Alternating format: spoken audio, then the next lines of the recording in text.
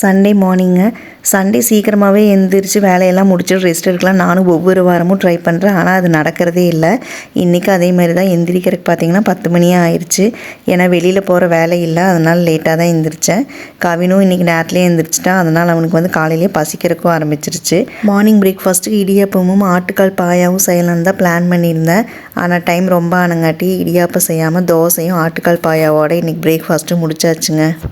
இந்த காம்பினேஷன் கூட சாப்பிட்றதுக்கு வந்து நல்லா தாங்க இருந்துச்சு. ஏன்னா நார்மலாக வந்து இடியாப்பத்துக்கு கூட தான் நம்ம ஆட்டுக்கால் பாயா சாப்பிடுவோம். ஆனால் இன்றைக்கி தான் ஃபஸ்ட் டைம் வந்து தோசை கூட சாப்பிட்டு பார்த்தோம். டேஸ்ட்டும் வந்து ரொம்ப சூப்பராகவே இருந்துச்சுங்க.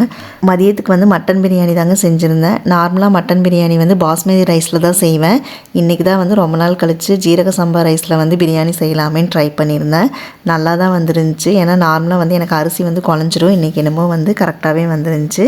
அது கூடவே கவினுக்கு பிடிச்ச இறால் ஃப்ரையும் செஞ்சாச்சுங்க. எல்லாமே செஞ்சுட்டு நாங்கள் சாப்பிட்றதுக்கு பார்த்திங்கன்னா இன்றைக்கி வந்து 5 o'clock ஆயிடுச்சுங்க.